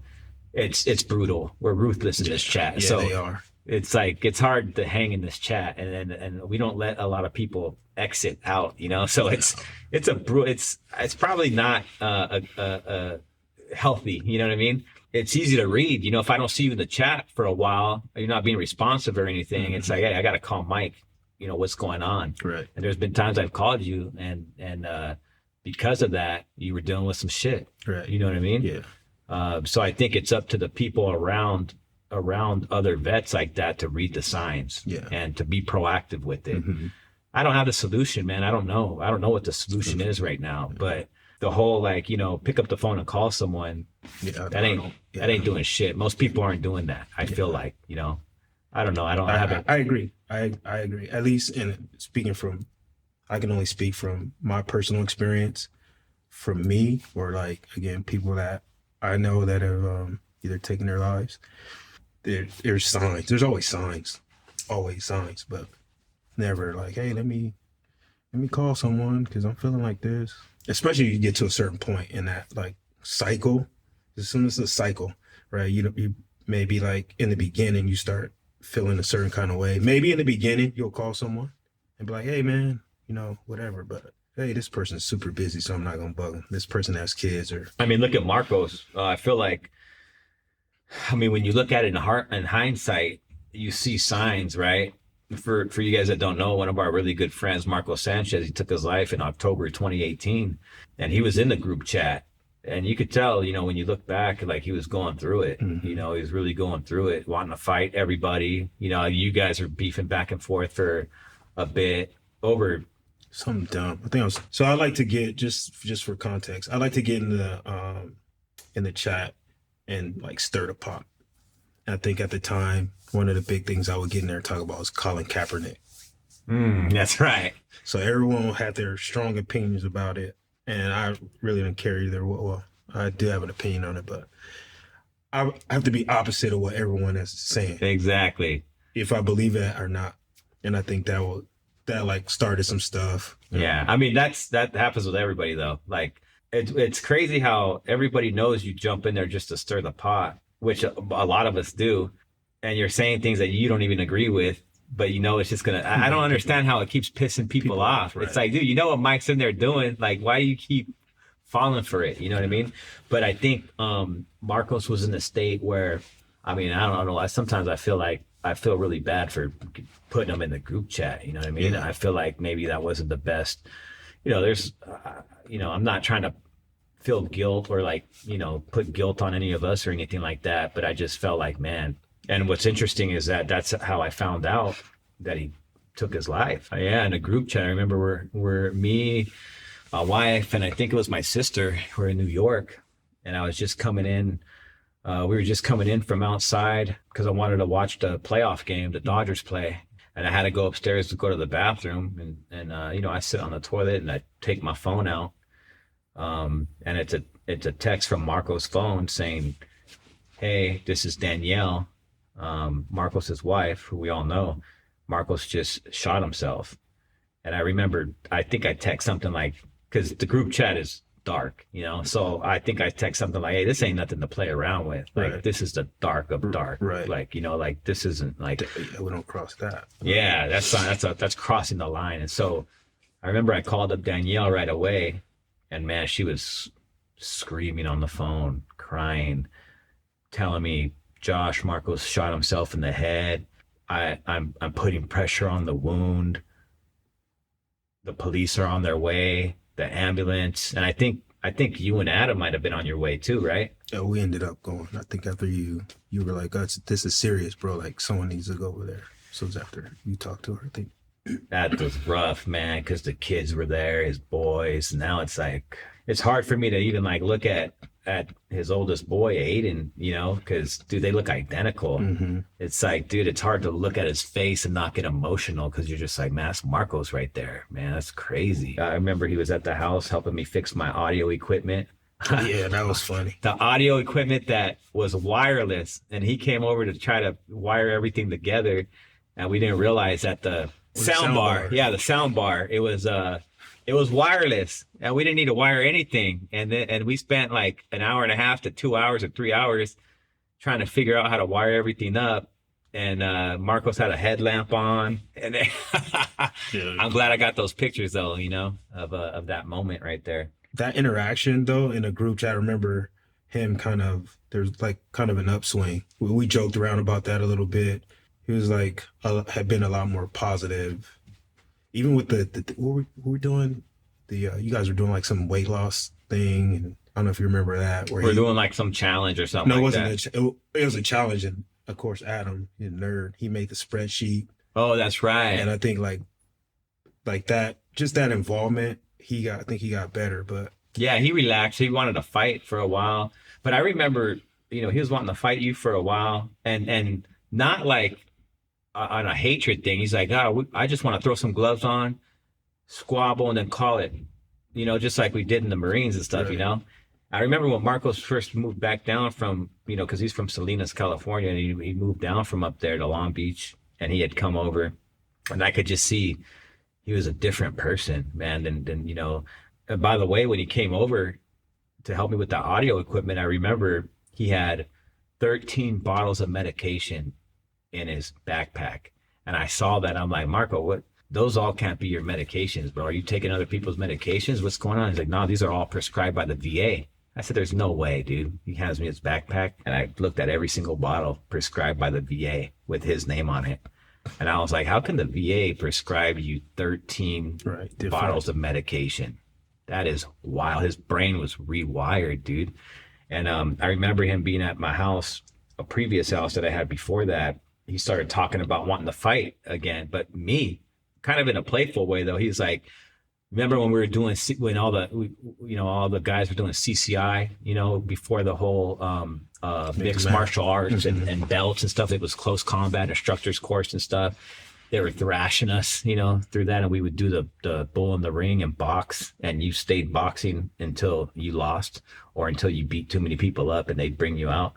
And Marcos had told me, he's like, you know, you and I never fought each other, and we never lost. And I was like, well, what are you saying? Like, he brought that up randomly. I'm like, well, what are you saying? Like, you want to throw some gloves on or what? I got some gloves in the garage. Get it. But Marcos was always down. He's like, yeah, I'm down. You know what I mean? I'm just like, you're a fool, Marcos. You know, my point is I think the medication really jacked him up, really screwed him up. It's horrible. You know, if you guys want to hear more about that story, I actually filmed his wife telling the story of how all that stuff unfolded, and it's on our YouTube channel. But she was in the caregiver program or something like that, where she was allowed to stay home with him, making sure he's taking his meds and doing all this. And then she gets a letter from the VA saying, hey, we've determined Marcos is fine, and we're removing you from the caregiver program, causing her to have to go back to work. And she was fighting back and forth saying, no, he's not okay. He's okay because I'm on this program and I'm home and I get to watch him and make sure he's good. But now I'm going to have to go back to work. It's not going to be good. And that's exactly what she did. And it started going downhill. And as she was fighting back and forth with the VA is when he took his life, which is wild, man. That's crazy. Yeah, it's tough. It seems like the VA's first thing is medication. Guys I've talked to, like the first thing is medication instead of, I'm not a doctor, so I don't know. But I just, there's got to be like a better way. Obviously some things need medication, but I think 4, 5, 6 medications can't tell me. I'm not a doctor or a pharmacist that these things don't cross over, right?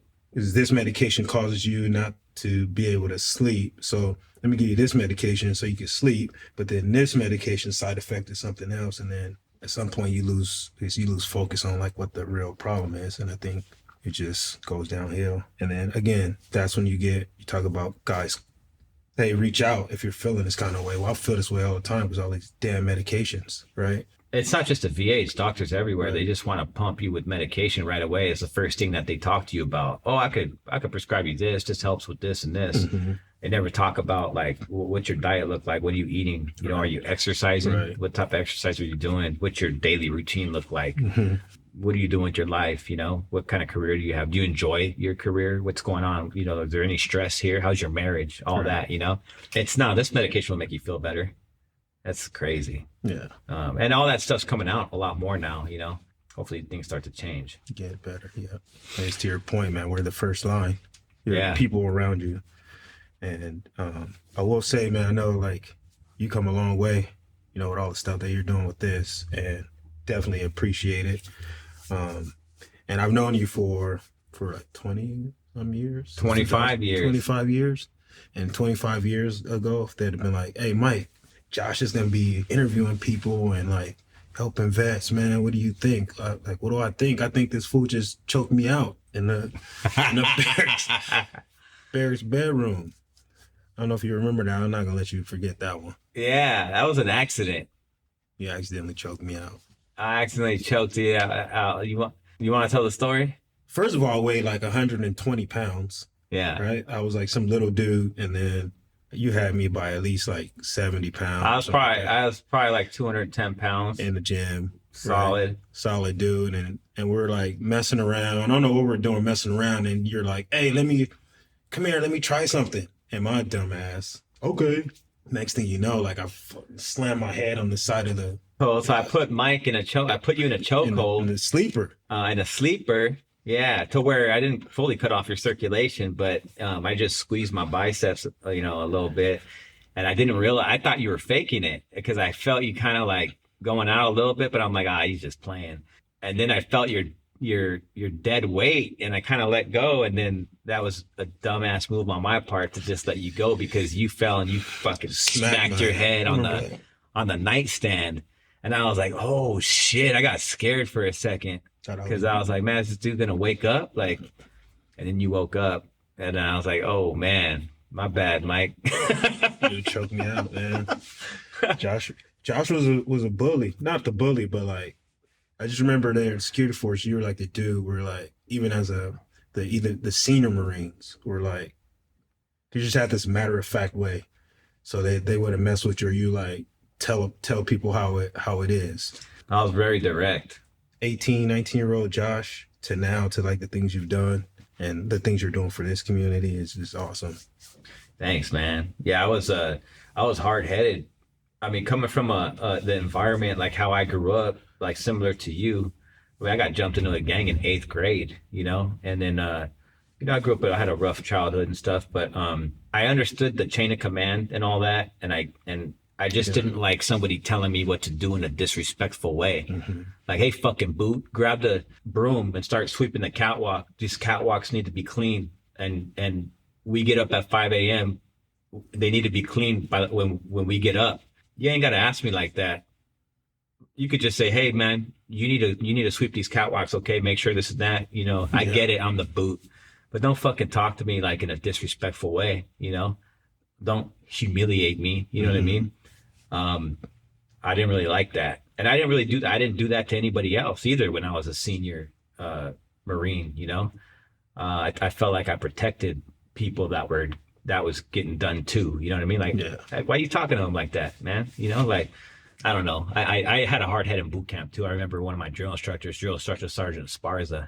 You know how we would do the, what was it called? You sit in a school circle and the drill instructors would like, is that when they took their hat off? Yeah, they took their cover off, and they're like, oh, you know, we could talk normal during this time. I forgot what it was. I had an attitude in boot camp, and I was like, man, I understand this is a big game. I just want to get through it. I'm not trying to be the top, and I'm just not trying to be the bottom either, you know? And I remember Drill Instructor Sergeant Esparza, he's like, Gutierrez, you just don't give a shit, do you? And I'm just kind of staring at him in my mind thinking like, not really. You know what I mean? He's like, you think you could fuck me up? You know? And I'm thinking like, I know if I tell him what I'm really thinking right now, as soon as the school circle's done, I'm gonna be getting thrashed up, you know? And I wanted to say, man, like let's throw some gloves on. You know what I mean? I was always about throwing gloves on because after high school, me and my boys, we would match each other up with weight and throw gloves on and have these backyard fights all the time, you know?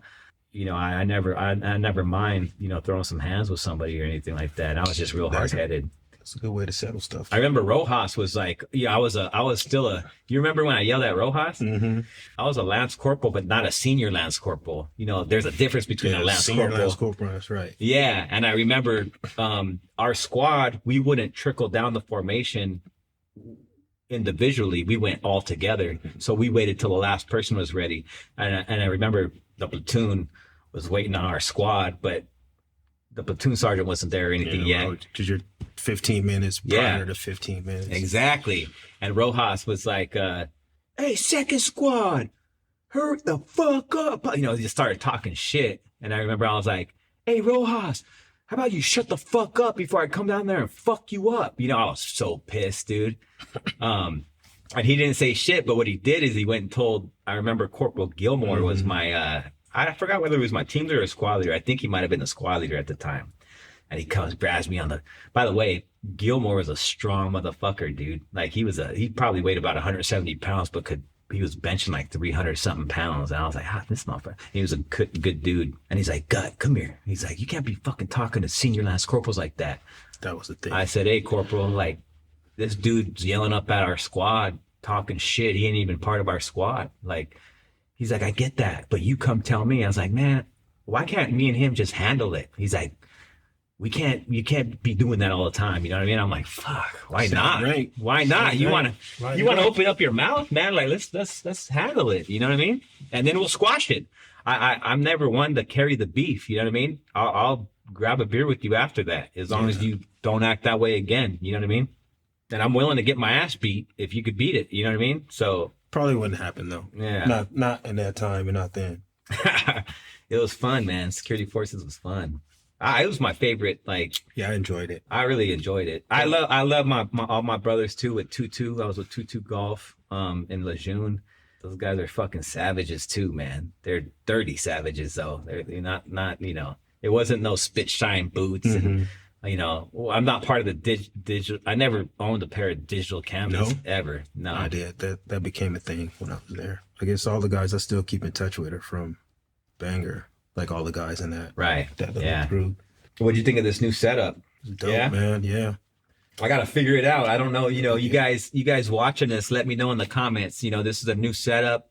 This is my very first interview in this setup with Mikey here. He was my very first interview in the old setup too. So I wanted to get him in here for a second time for you to be my first one here. So I just gotta get used to it. I'm not used to it. I'm sure 20 interviews into this style, I'll look back at this interview and be like, fuck, Josh, what was I doing? What was I doing? You know what I mean? Yeah. So, but I'm curious on what all you guys think in the community of this, the new setup, man, if you're digging it or what. So let me know. Appreciate you coming again, Mike. Thanks for having me. Yeah, man. Any last words before we cut it? I'm just happy to be a part of it. You still doing the old man gym? Every day, Mike's got a garage. Mike's got his flag. It says, it's a flag, right? Yeah, I have a little something like similar to this. Yeah. The old man gym. And what is why did you name it that? In my profession, the guys that I'm around, I ride in the car sometimes with people that are the same age as my kids, which are in their 20s, right? And I'm in this profession where everybody's young and younger than me, so I started calling my gym the old man gym because I'm old and I still work out, and I probably could still run circles around a lot of these. Everything I do is old man boxing gym, old man, whatever. So, but you get people that want to come and mix it up, or I've had people they say, oh, that motivates me that you're doing that, so I'm gonna do this. So I'm like, okay, that's cool. But it's the old man gym, man. Still getting after it. Gotta stay. I know what it means. It's you're provoking these youngsters. Like, look, I'm still getting after it, and I'm this age, and you guys are 20 something. Like, what's up? Like, Yeah, you got to. Let's go. Let's get it. Right on, Mikey. It's been a pleasure sitting with you again, brother. Yes, sir. Appreciate you. All right, guys. Yeah, let us know in the comments what you guys think of this new format. We're gonna roll a few episodes out like this, and that's a wrap. Thanks, brother. Yes, sir.